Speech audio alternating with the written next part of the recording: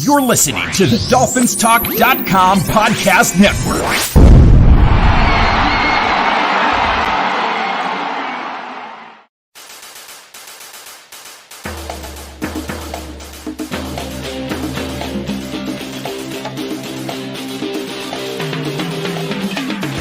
You're listening to DolphinsTalk.com daily, the most listened to daily Miami Dolphins podcast on the internet. Come on, Dolphins fans. Time to fins up.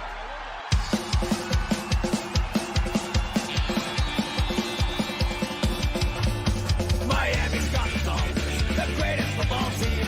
We take the ball from goal to goal like no one's ever seen. We're in the air, we're on the ground, we're always in control. When you say Miami, you're talking. Good evening, Miami Dolphins fans. How are you tonight? And thank you for listening to DolphinsTalk.com daily on this Tuesday, August the 3rd. I am your host, Mike, joined as always, as I am by Ian Berger, Big E, from right here at DolphinsTalk.com. Ian, how you doing? Fins up, Mike. We are a night earlier than normal, so I appreciate everybody being able to shift some things around. But we got a lot to talk about, even though we're a day early. We do have a lot to talk about. First off, top of the show, like always, just want to say hello to everyone over at finheaven.com, the largest Miami Dolphins message board on the internet. Say hello to the folks at the I Am a Miami Dolphins Fan Facebook group. And for everyone watching on YouTube, be sure to subscribe and smash that like button. Also, anyone who is interested in writing for DolphinsTalk.com and being a blogger for us, send me an email at DolphinsTalk1977@gmail.com, DolphinsTalk1977@gmail.com. Ian, let's start off with some news and injury stuff. The big news since we last did a show was offensive lineman DJ Fluker has been released. Now, Friday, he was placed on IR, had a little bit of a meniscus injury with his knee. We joked about him being out of shape last week. I guess it was more serious than this, so maybe he doesn't need Noom. And then on Monday, he was released. Now, here's the deal. Fluker could be re-signed because when you put someone on IR in season, you can have them return in like 6 or 8 weeks or so. When you do it in training camp, you can't. He's out for the year. So the fact that they released him with an injury settlement, if they want, it looks unlikely, but if they want, they could re-sign him and bring him back to the team this year. And as they say, Ian, a healthy man has a million problems. A sick man has one. Fluker's got one injury, and that's really, it's that knee issue that sort of hurt him here. It was a little surprising, Mike, when they released him, although they did kind of warn after he didn't pass a conditioning test that that was possible. It's just surprising because it's a big name, right? And I think we were all hoping during the offseason that he would be able to give us depth. Yeah, he was going to be a depth guy. He was going to be able to give us something there. So it is a little disappointing, but like you said, in a couple of weeks, there is the opportunity for him to be able to sign back on.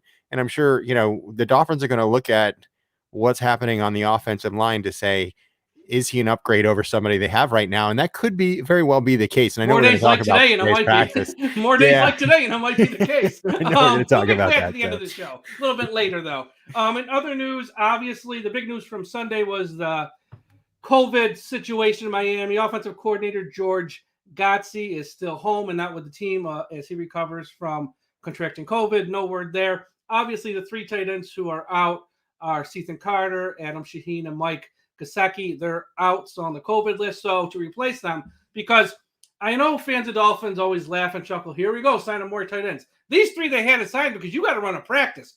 And with these practices, you got the guys split up over numerous fields. You got first string, second string, third string. You got to have enough warm bodies to actually run a practice. So they signed free agents Gabe Holmes, Sal Cannella, and Khalif Jackson. Don't get used to these names. I'm sure they'll be gone in a week. But at least for the time being, they're here. And if anyone really did sort of stand out, I guess there's a chance they could sort of hang around. But they're there right now because the Miami Dolphins, Ian, need healthy, warm bodies. Yeah, it's interesting is that this is kind of a good test right now with the current COVID protocols that they have in place, and a question that I don't think anybody has really picked up on, and I don't think anybody has really asked, and I don't know if they'll actually give the answers to it, was who's responsible for that COVID outbreak? I know they said the coach was the first one that was identified, And he was vaccinated. but could it have been one of the other tight ends that originally had it and then shared it within that room? You just don't know, Well, right? if I had a bet a nickel, I could take a guess too. Well, and I know everybody's going to point to Shaheen because I know he's anti-vax, right? And I think that's it. But that's the hole in the cheese right now, because if this happens in the middle of the season and you've got 8 people who are unvaccinated, or 8 people who are vaccinated, 1 player who's not, and then 3 people come down with COVID, are they automatically now going to blame the unvaccinated player? Which, again, I think that was part of the problems where they said, okay, well, this just doesn't make sense. But it's a story no one's really talked about. But yeah, we've got, the one thing is that we've got Smythe out there who's able to make some plays. He was making some plays over the weekend. When they were, exactly. And then they had the rookie as well. I heard his name a couple of times as well. Long, exactly. So it's been, yeah. But the one person I really miss right now is I'd love to see Mike Gesicki out there. Haven't been able to see him at all, even when I was there over the weekend, when we were there over the weekend, and he could help on pass protection. He can also help for those quick passes, from the backfield. So, but we're only 1 week into training camp, Mike. August so I'm not 3rd, too folks. concerned. August exactly. 3rd. And actually, August 3rd is a famous date in the history of the Miami Dolphins. That was a day Ryan Tannehill blew out his knee in practice a few years back and was lost for the season. So we got through August 3rd with no injuries this time. I guess that's a positive thing. In other injury news, let's see. When it comes to Salvon Ahmed, he got hit on Saturday, so he was in a red jersey on Tuesday, meaning he can practice, but he can't be touched. Albert Wilson, who's been sensational so far in practice, on Tuesday he was limited because I guess he's still under a modified practice type schedule, meaning because of his past injuries, they're not going to just throw him to the wolves every day, and they're sort of taking him slowly.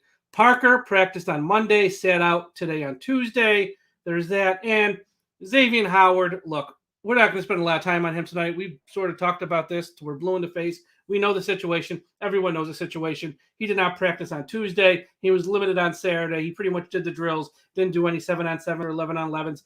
And, you don't need to call me Sherlock Holmes. I'm going to take a guess. His ankle's probably fine. He just isn't going to risk anything heavy contact here in training camp until this matter is resolved. And by resolved means, as we know, week 1, he's still on the team and he plays, or he's sent somewhere else. It sort of is what it is at this point. Yeah, and I'll tell you, today they rested Albert Wilson. I consider it a rest day, and I know we're going to talk about what they did today. And the same thing, I think Devontae Parker could have been out there today, but the wide receivers weren't being featured today during the practice.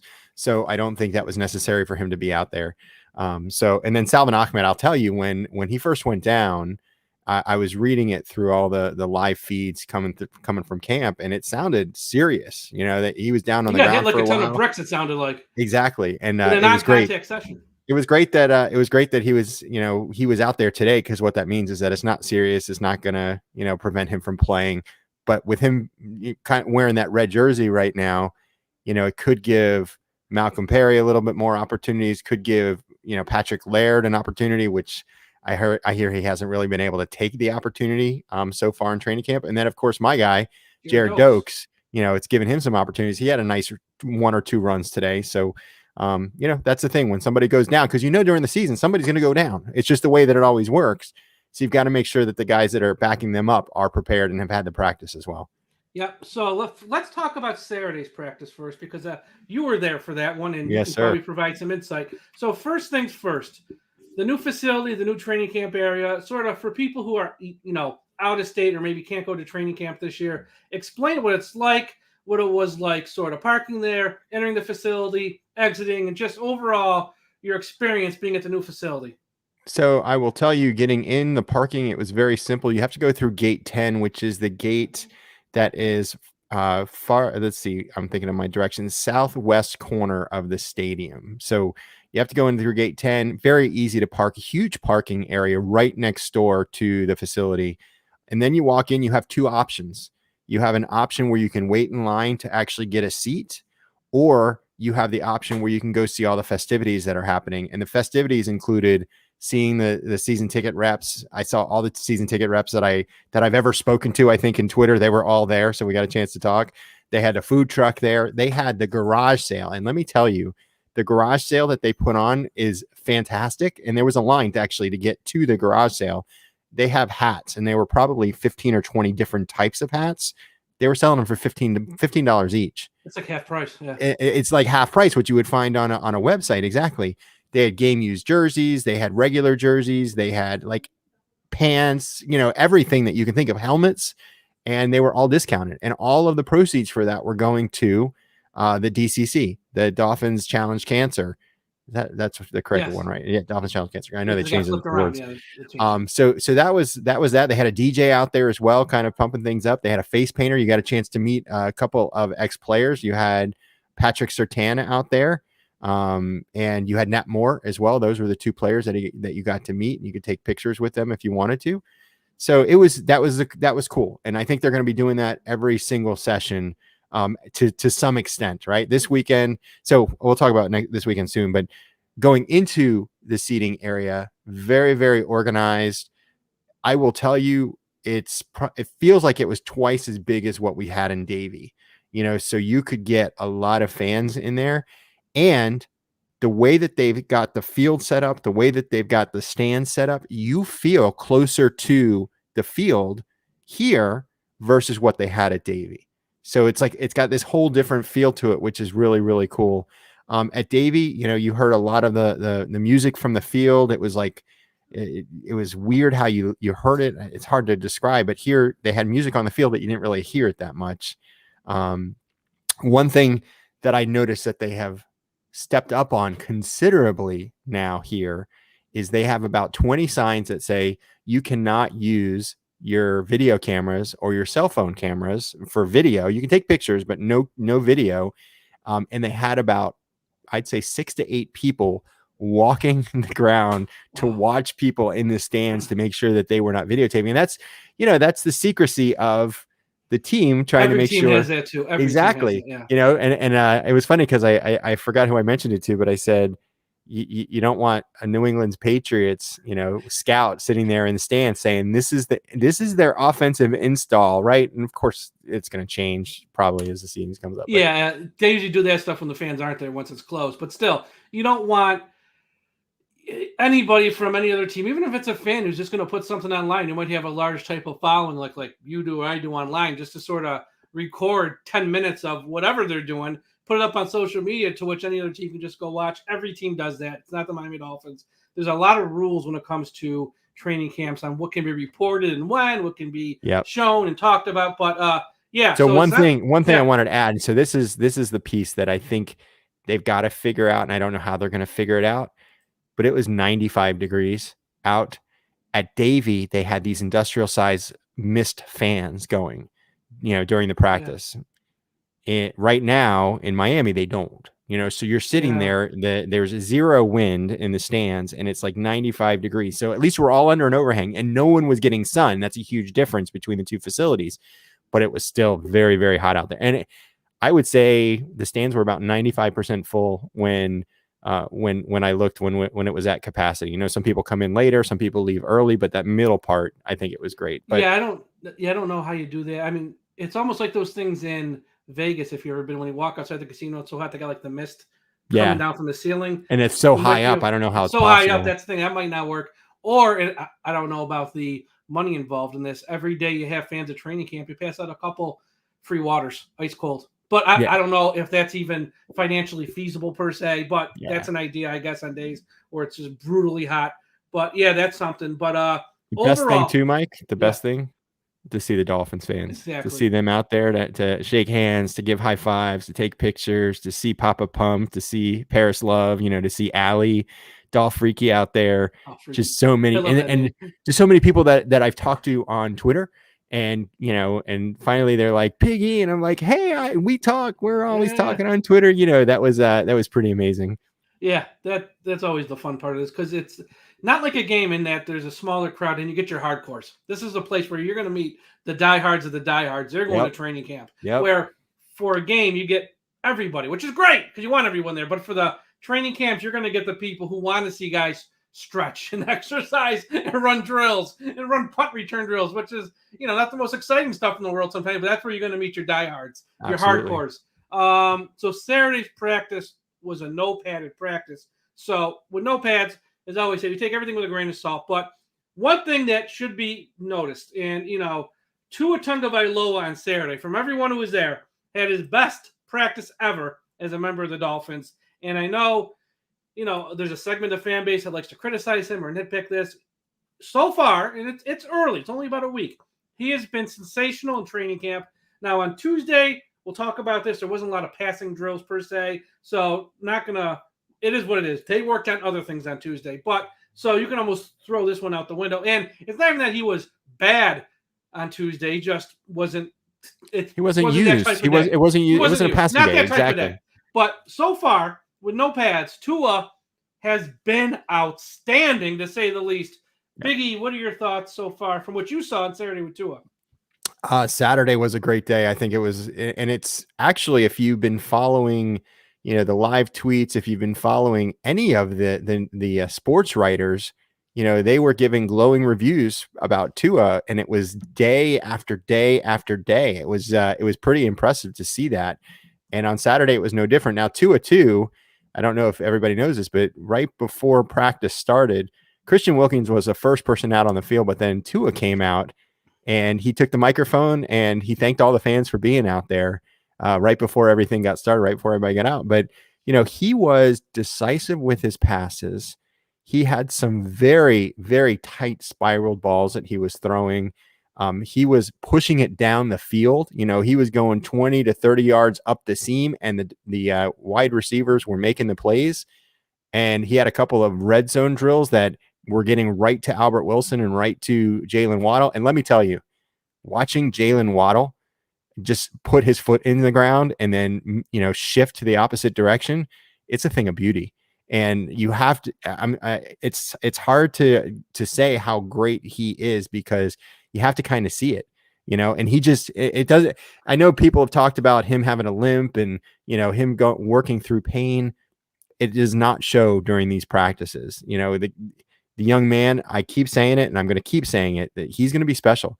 Even today, when it was really mainly a run day, you had him, taking some catches from Tua from behind the scrimmage line and running up the field 15, 20 yards and missing tacklers. Just the way that he was spinning. I think they called it a rinse cycle spin, where he spun out of a defender and they just totally missed him. So this is it's exciting to see. You have to go back.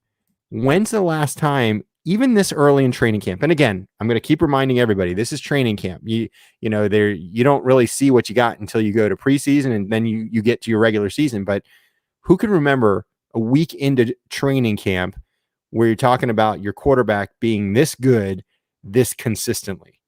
And I don't think that's happened for a very long time, right? It's not happened. And not even the end of Marino's years, because those last few years of Marino, look, we all love Dan. We got to be honest, like 98, 99, even 97, he wasn't the same guy. I mean, look, he was still very good, but he wasn't the same guy he was in his prime. Like 95 was pretty much, I think, his last big year. 96 on, he was good, don't get me wrong, but he wasn't elite by any means. He's starting to show his age. The arm strength was what it was. So we're going back to like 94, 95 was the last big year from Dan. And that's what we're looking at. And again, with Tua, look, we know it's a long way to go. We know he really hasn't had a big day in pads yet. I'm sure that'll probably happen at some point this week. We'll see it. Hopefully we'll see it. The other news, obviously, with wide receivers, with Parker being what he is, with Preston, who's also on the COVID list too, I forgot to mention. So not only is he on the PUP list, he's also on COVID. And obviously Parker, Will Fuller, and those guys out. Wilson sort of stepped up in a big-time way, and he's been making plays consistently, which is nice to see. Because as I said on a podcast I did all alone on Monday, Ian, wow. I mean, this wide receiver room, And it's not an unfair criticism to say they're fragile because the group's clearly fragile. Yep. All of these guys have had it in. Even Waddle, that ankle thing, he appears healthy and he appears fine. I'm sure he's walking with a little bit of a limp because I'm sure he's not truly 100%. It doesn't seem to be slowing him down, and I don't think it will. But I'm sure next year this time he probably won't have a limp when he walks. All these guys from Parker to Will Fuller, Preston Williams, Albert Wilson, they all have something. And True. I think they're going to keep more wide receivers than many people expect. Well, what's amazing is, when we were talking about wide receivers during our last podcast, we really didn't talk about Robert Foster very much. And he has been making plays pretty much every day during training camp. You hear his name being called. And the fact that Devontae Parker's out, the fact that Fuller, has been out, gives these other guys opportunities. Someone else that we've been hearing a lot about is I've seen Isaiah Ford making some great plays in the second, with the second and third string teams. But on top of that, Mac Hollins, he had a great day. I kept confusing him with Gesicki because when you look at his jersey, it's 86 in size, and size. He's a big guy. So Hollins is 86 and Gesicki's an 88. So I tweeted something that he made a great play, and somebody was like, "Well, that's not Gesicki." I'm like, "Yeah, that was my mistake. I'm sorry about that." But there's so many of these guys. I'm telling you, and I said it from the very beginning that this is going to be the hardest decision for this coaching staff right now. Even Jakeem Grant. And some people say, well, Jakeem's a great practice player, but yeah, he's having a great camp so far. And they've still got him going back for punt returns, along with Waddle and Igbinoghene. So don't be surprised if Jakeem gets a spot on this roster. Again, they love the speed that he brings. So I had somebody who sent me a message earlier today and said, I'm really freaking out. The fact that Fuller's not on the field, he's not going to be worth anything, because he's injured, and I'd love for him to be out there. And I said, well, actually, I'm kind of happy he's not out there right now. And here's why. More of a chance. Well, exactly. Remember, week 1, he's not going to be there. So these other guys need to be out there because he's going to be suspended for that first game of the season. So it's good for them, for these other guys, so we can figure out, all right, what does this look like without Fuller on the squad? So anyway. No, yeah, that's and I do think when it comes to Mac Hollins and Robert Foster, I think one of those guys will make this team. Not necessarily so much for the wide receiver role. I think they need one of them for a special teams role, running down punts because their speed and size. That's where, and I think that's kind of why they signed Robert Foster, because to have someone there to push Mac Hollins and maybe take that job, maybe do a little better. I think one of them will make the team. I'm not sure if both will. I think they're both fighting for one spot, but I think they have to keep one of them just for what they do on special teams. It could be either one, honestly. I don't know. Yep. So I think one of them will make it. And again, I think Wilson is kind of cemented himself now. Is probably in that top 5 group. He's making the team. Unless he has a total drop off. Exactly. With or he gets hurt preseason games. Yeah, exactly. So that leaves you guys like Lynn Bowden so far. He hasn't had a great start to camp. Still early, but hasn't had a great start. Kirk Merritt too. Haven't heard much from him. Kirk. Hearns has been quiet. Grant has made a little bit of noise. So those are the guys to watch here and to see how many they'll carry. And that might be where they're sort of fighting for roster spots amongst that group. And you also have to throw in Malcolm Perry. I don't think Ford really has a chance. I mean, he's there, so he has a chance. I'd be very, very surprised if Ford makes this roster. Okay, we got to do trivia time. Now, let me put up the picture everyone is fighting for this week with our trivia question. It is an image of Jason Taylor. Oh, love that. From Carlos Hernandez at the I Am a Miami Dolphins fan Facebook group. Going to do a trivia question. First one to answer will win this picture. Here's the question. Who is the first Miami Dolphins player inducted into the Pro Football Hall of Fame? I know you got the answer. Who was the first Miami Dolphins player inducted into the Pro Football Hall of Fame? And as we wait for a winner, Ian, it's that time in the show. That time. It's my parents are watching tonight, so I gotta be prepared. Dad, Mom, Mr. Mom Big E, Dad. Mrs. Big E, turn down the volume if you don't want to hear this. This one's good. Attention, listeners across the galaxy, all the way from Australia to Houston. Do we have a pube problem? If so, our friends at Manscaped have cleared you for takeoff with the 4th generation and brand new Lawnmower 4.0. Kick your pubes to the next planet with a Performance Package 4.0. The orbits in your pants will feel like you're in zero gravity when you use the best tools for the job from the leaders in male grooming.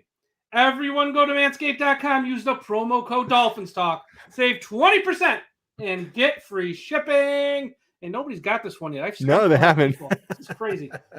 Ready for an out-of-world experience, fellas? Look no further than the Performance Package 4.0 from Manscaped that has just taken off, not only in the United States, but in Canada, in the United Kingdom. That's why they had that flag. No, I have this. Okay. I would like to give a shout out to our friends in the UK. All right. And all across Europe, Australia, South Africa, and Singapore. Oh, We're nice. shipping to Singapore. Nice. Inside this package, you'll find their Lawnmower 4.0 trimmer, the Weed Whacker ear and nose hair trimmer, Crop Preserver ball deodorant, Crop Reviver toner, Performance boxer briefs, and a travel bag to hold your whole solar system, baby. That's right, your whole solar system. First scheduled for liftoff is the new Lawnmower 4.0. This spaceship is here to guide you on a journey to trim your body, butt, balls, and even your anus. The Performance Package 4.0 also includes the Weed Whacker. It's like having a little astronaut to chop the worst weeds up top of your nose and ear. We still don't have a winner. You just got it. Okay. You just got Last it. one, and I'll wrap this up. Don't forget the Crop Preserver ball deodorant and their Crop Reviver to help your little planets be on their A game while feeling the sun's heat. Manscaped even threw in 2 free gifts to the Performance Package 4.0 with the Manscaped boxers and the Shed travel bag. Abort hairy balls and Buzz Lightyear that Woody with Manscaped. Everyone go to manscaped.com, use the promo code Dolphins Talk. Save 20% and get free shipping. That's a good one, Ian. That's a live read. Mom and Dad, how you doing? My dad decided to add a. He texted me with a new commercial. Trim the bush around the tush. That's that's a good one. he can write for Manscaped. I'm gonna let him go write for Manscaped. Part-time job writing copy. Yes, exactly. Charles Swartout. Is that how you say it? I think so. Yeah, that sounds about right. Send me an email at dolphinstalk1977@gmail.com. We will get you your package, your prize, the Jason Taylor image by Carlos Hernandez at the I Am a Miami Dolphins fan Facebook page. So, Charles, send me an email at dolphinstalk1977@gmail.com. And you are welcome, Cap. You are welcome. We aim to please here at dolphinstalk.com. That's right. Also, so let's talk about Tuesday's practice here as we sort of wrap up the show. First things first, there's a great quote today from new Miami Dolphins offensive lineman Adam Butler, who says last week was preschool, today started training camp. Yep. Adam, you are 100% correct, and he's right. Now, in Tuesday's practice, there was a heavy emphasis on the run game and not a heavy emphasis on the passing game. Hence why you don't see a lot of reports of long passes, no Parker, limited Albert Wilson, and not a lot of throws here from Tua. Heavy emphasis on the run game. And Ian, your boy Jared Dokes got some reps with the first-string offense, and he looked well from all reports. And I will tell you right now, if he wins the starting job, not make the team, wins the starting job, I'm going to buy you, with our Manscaped money, a Jared Dokes jersey. But he's got to win the starting job. 23. That's number 23, right? Number 23. I will take it, man. I will take it. That's so awesome. Jared Dokes got some reps. For a lot of this practice, they put the ball at either the 1 yard line or the half-yard line and watched the offense in an uncomfortable situation working out of their own end zone. So put them in an uncomfortable spot, see how they can do. And, we'll talk about that. Other news, Nick Needham has been working with the first string with Xavier Howard not out there. Noah Igbenogany, I believe that's said right this time. Yeah, you got it right, buddy. Igbenogany, not Bo. Yeah. Igbenogany. You got it. Has been with the second string. And from the people there, once again, as we said last week, two people who are very smart can see the same play and have two very different opinions. but pretty much the consensus has been Nick Needham has been outplaying Noah Igbenogany. That's why he's with the first string. Noah's got a little bit of work to do. Once again, still early. Calm down. Benardrick McKinney was amazing on Tuesday. I was seeing his name every minute. Now, yeah, he was. Everyone said he was great against the run when the pads came on. Last week he did struggle in coverage, but again, in shorts is what it is. He struggled a bit last week in coverage against the run, and that's why they added this guy to shore up the run defense. On Tuesday, at least, he was top shelf. Everything you wanted from him and more. The starting defensive line as of now, and once again, this stuff will change and it can change, but as of now was Emmanuel Ogbah, Raekwon Davis, and Zach Sealer. So no Christian Wilkins in the starting unit. Sealer has worked ahead of Wilkins the majority of time so far in like the first week of camp.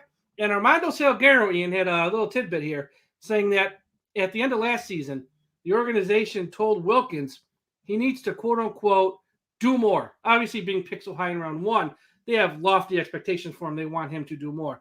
What that more is, nobody really truly knows. I'm sure they have expressed that to him. But having him be on second string to start camp here might be a sign they're not satisfied yet that he has, quote unquote, done more. Yeah, and so the one thing I noticed today, and again, today was really run heavy, and I guess on the defensive side, it was very positive because they were stuffing behind the line of scrimmage a lot. And I think that was a lot to do with the schemes that the defensive coordinators were coming up with. They were having the linebackers, fill the gaps a lot. But what I also think that they're doing, and I think this is by design, is they're mixing and matching a lot. So I wouldn't read into Christian Wilkins working with the second team too much. I think it's really just an opportunity with some of these other guys to have an opportunity with the ones. So I would still anticipate Christian Wilkins to be a starter from day one on that defensive line. And remember what we saw from him last year. I thought we had seen an improvement from him because if he wasn't getting to the quarterback, he was taking a few steps back. I know we had the one game where he got an interception because the way that he was able to step back, or he's been able to put his hands up at the right times to be able to knock down the balls as they're being thrown. And that's something that he has improved on over time, which I think is really important too. The offensive line, I think there's still concerns there, from the center perspective. Next. Yeah, I got that next. I have a lot of notes. Yeah. So we'll stick with the defense, but Benardrick McKinney for being a free agent that we just picked up and for us to hear his name so many times today, it was amazing. It was actually really great to see that. And the defensive backfield for, what they were doing too. There wasn't a lot of action there, but Noah Igbenogany running with the twos and Nick Needham getting that number 1 chance. Again, I think they're mixing and matching to see where everybody can be because listen, there's going to come a time when Nick Needham might need to be a starter because of the injuries that happen. So it might be week 1. And talking about injuries, and I don't know, we've talked about it, but Andrew Van Ginkel ended up walking off the field gingerly at the end of practice. That was a big news, big news break at the time, even though I haven't heard an update on him. He was walking by himself. So that was good. And also I mentioned this on the show I did Monday. For those of you who might not have missed it, rookie Jalen Phillips has had a compression sleeve on his left leg, and he was held out of practice Saturday. He was held out of practice Monday, and he was held out of practice today, I believe. So he is still, whatever that is, something with the left leg.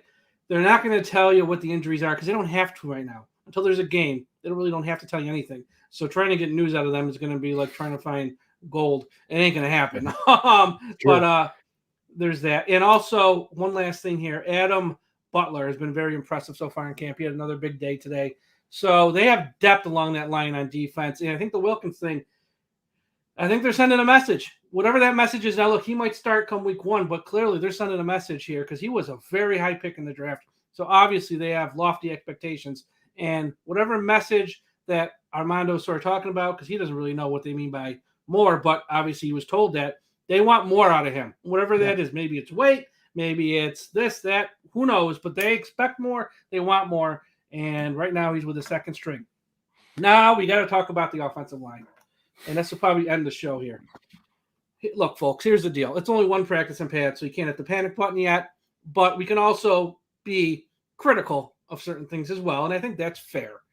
And let's start off with who is right now on paper the starting offensive line and has been the starting offensive line pretty much every day. This hasn't changed in the 4 or 5 practices they have. Left tackle, Austin Jackson. Left guard, Liam Eichenberg. Center, Michael Dieter. Right guard, Robert Hunt. Right tackle, Jesse Davis. To me, I'm not stunned by this because I said today on social media with people asking, I think the big surprise is mainly Eichenberg at left guard, not really throwing him out there at right tackle. And Eichenberg, his final years at Notre Dame was mainly on the left side. I was told by a professional coach many years back, going from tackle to guard or offensive guard to tackle is easy. It can be done. It's not that big of a transition. Going from the left side to the right or the right side to the left, that's tough.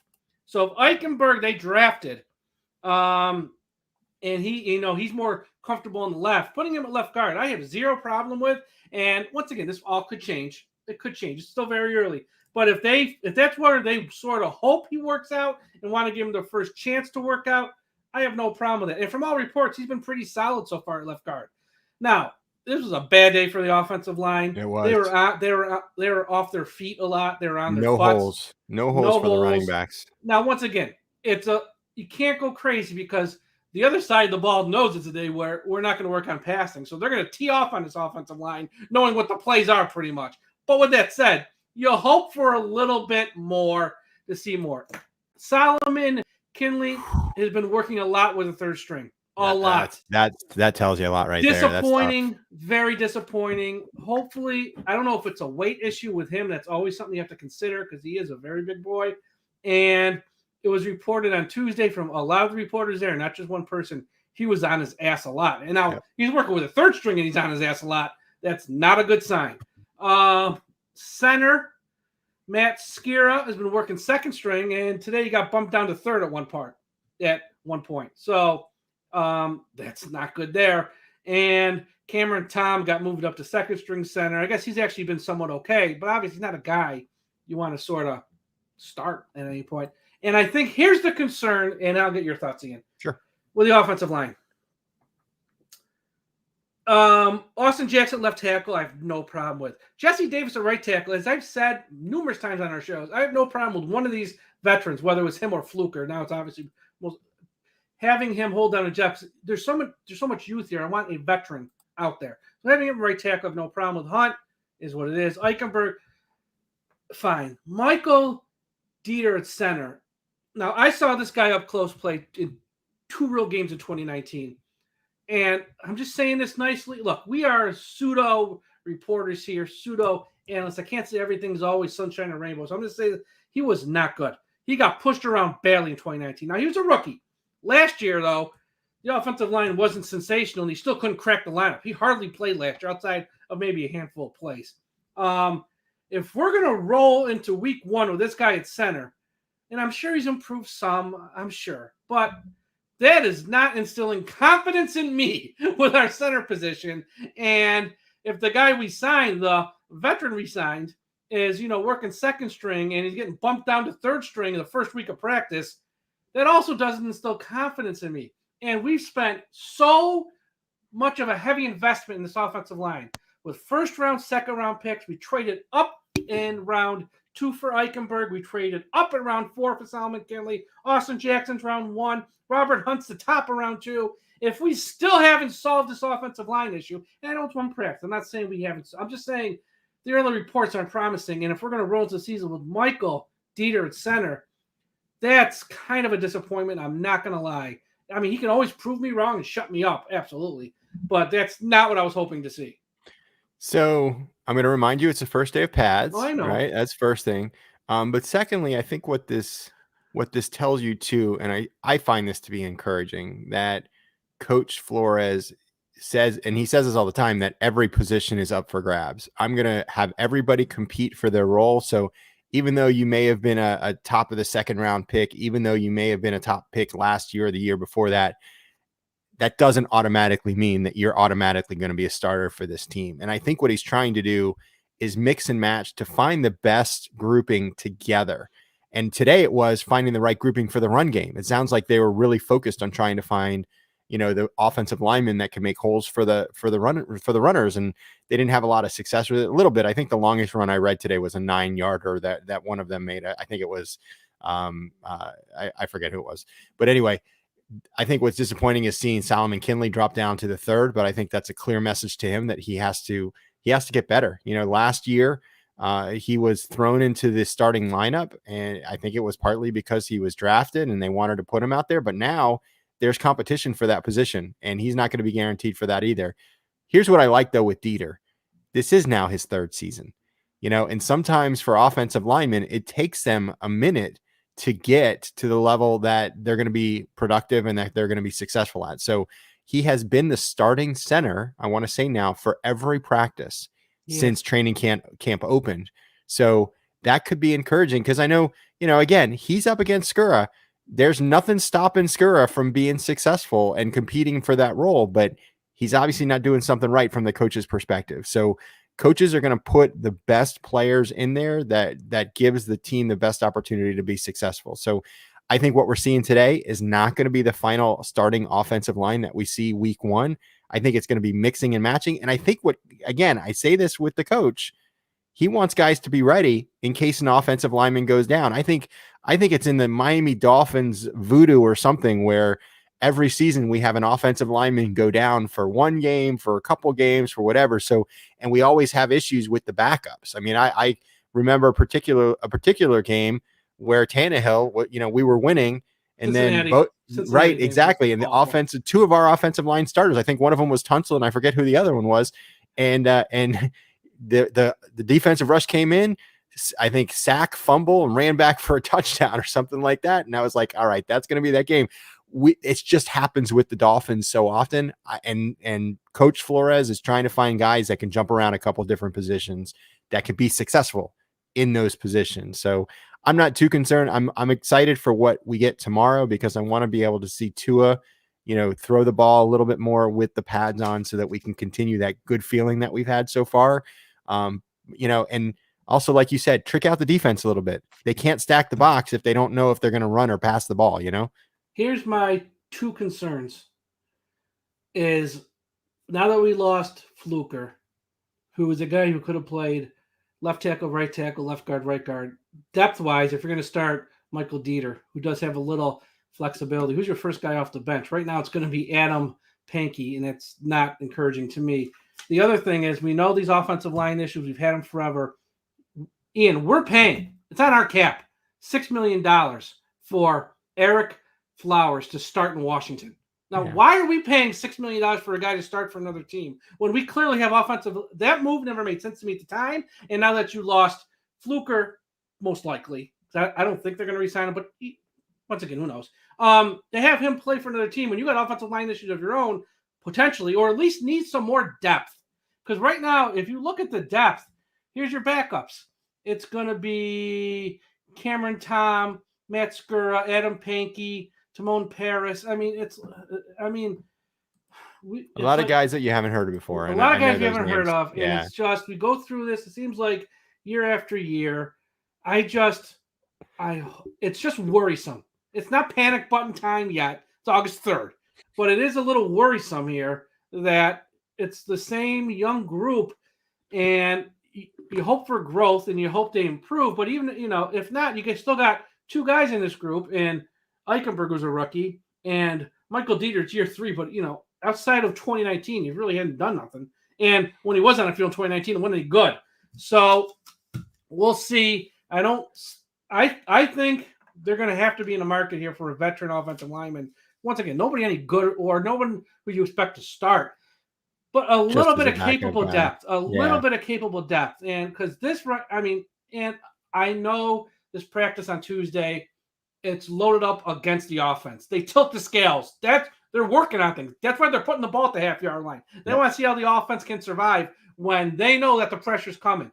So it's just practice too. But overall, you just look at this on paper, and I actually think what they are putting out there with this offensive line right now, outside of Solomon Kinley, maybe taking back left guard, maybe sliding Eichenberg to right tackle, I don't There's know. a lot of things that are going to happen. Yeah. Yeah, I don't. You know what, Mike? We won't know about kind of their thought process probably for another 20 years when ESPN does a 30 for 30 on Miami Dolphins making it to the 2022 Super Bowl. Let's hope. That's when we'll learn about all these off-season decisions that were made. You'll have Flores sitting there, he'll be like, well, we made this decision because we thought Solomon Kinley could, Yeah. So, but that's going to be the thing now. I think all fans of this team, because so far all the reports on the wide receivers that are there have been positive. All the reports on Tua have been positive.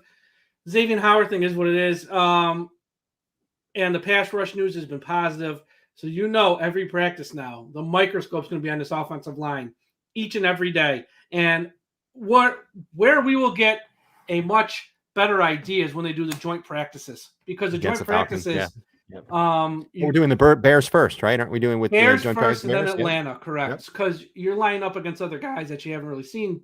And they're going to hit that much harder. They're going to play that much harder. They got against something to prove. And now it's not against their own guy who they've seen probably for a month or however many weeks. They got something to prove, and they don't care about your team or your job. We got to beat you for my job. So that's where we'll get a better idea. But hopefully this offensive line, and it is promising about Eichenberg too. I don't want to be all negative because he is, out of the guys that are there, he's actually getting a little bit of praise, which might tell you a little bit more about Austin Jackson and Robert Hunt. But he's getting some praise, so that's good.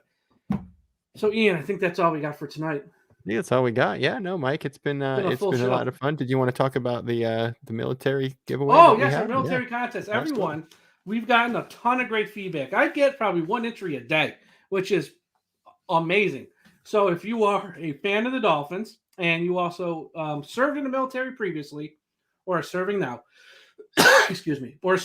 send me an email to dolphinstalk1977@gmail.com. And you have an opportunity to go to a Miami Dolphins home game this year. Not just a home game, the home game of your choice. There's 8 home games this year. You tell me which game you want to go to. We're going to make it happen. We will give you 2 tickets so you can go with a friend or a spouse or whoever. We will give you a parking pass, and we will give you some money for food. And there's also another surprise coming. I can't announce just yet, but it's going to be friggin' awesome. So it's a whole package. Now, look, you got to pay for your hotel. And you got to pay for any flight if you have to get down there. That's on you. Okay. I'm not no Jeff Bezos here. But we will get you in the stadium, a parking pass, food money, and another surprise. So if you want to be the 2021 DolphinsTalk.com military fan of the year, send me an email to DolphinsTalk1977@gmail.com, and I will put you down on the list. You just have to give me your name. You have to tell me which home game you want. If you don't know the home game yet, that's okay, because you have pretty much till the first week of September. Then you have to tell me if you win. And also just give me like 1 or 2 sentences of why you should win and why you think you should win this contest. And the first week of September, Ian and myself will come on here and announce the winner and of who's going to go to the game and which game they picked and all that good stuff. So check that out. And Ian, also a little bit of news broke when we were on this podcast. Not really broke, but a little bit of something came over the wire, as they say. What was it? So the Miami Dolphins week 4 played the Indianapolis Colts. And for those of you who've been following around the league, the Colts have lost probably their 2 best players maybe. And Wentz, the quarterback, and also offensive lineman Quentin Nelson had pretty much the same type of injury with his foot. They're both out 5 to 12 weeks. Now being out 5 to 12 weeks, they could be back for that game week 4 against Miami. Odds are they probably won't. And obviously, with Wentz, they have a quarterback issue because all the guys behind them have 0 experience. So it came out within the past 20 minutes that Phillip Rivers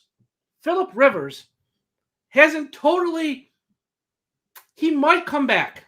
And if he comes back, he going to the Colts. Because this only came out because they have a need now, the Colts. So Rivers is now considering a return to the league after a very short retirement. So that's something to watch because you're going to pay him $10 million for the year. At least. Oh, he's got all leverage now. Because I was thinking, Jay Cutler maybe also be available. I know Jay Cutler's going through a rough split with his wife. And so he might want to get back to football so that he takes things off, gets his mind off of other things. Jay Cutler, I love because I think he's going for money from his wife in the split because she makes a ton of money. So I think he's trying to get half of her money. Yeah. Which, you know what? Good for him. Honestly, good for him. But yeah, Rivers is contemplating a return. Once again, who knows if it's going to happen, but he is just out of the league. He's still fresh. He almost won a play. I always say, I don't know how they lost that playoff game last year to the Bills. They had the game handed to them on a silver platter. So if he comes back, Miami could see Phillip Rivers in Miami Gardens week 4. So something to keep an eye on, Dolphins fans, because right now the Colts are a mess. Yeah. Just through bad luck. But and I never want to take any game for granted. And I know some people have already said, well, that's the Dolphins win their week 4. It's not. Well, Colts are a good team.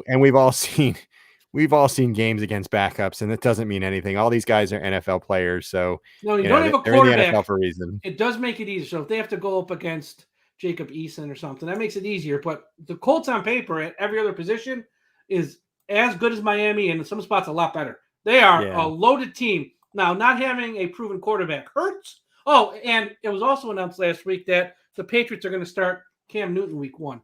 Now, once again, that could change as well, but I don't think it will. I think he's going to start Newton week 1, and they'll bring along Mac Jones slowly. So it looks like Miami will be facing Cam Newton week 1, but with the Patriots, you can't trust those slimy little you-know-what. So I wouldn't believe anything they say. But that's what was reported over the weekend at least. That's everything, I think, Mike. Everybody, have a great Tuesday. We will talk to you again next week. Keep checking out the website, dolphinstalk.com. We have a bunch of new articles. We have a bunch of new information. We got all the news when it breaks.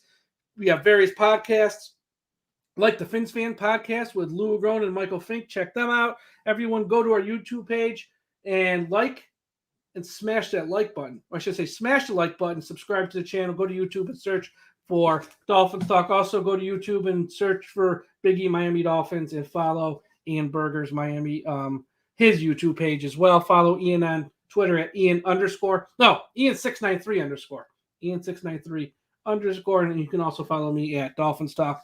Everyone, have a great Tuesday night and Wednesday morning, and we'll talk to you again after a while. Fins up, everybody.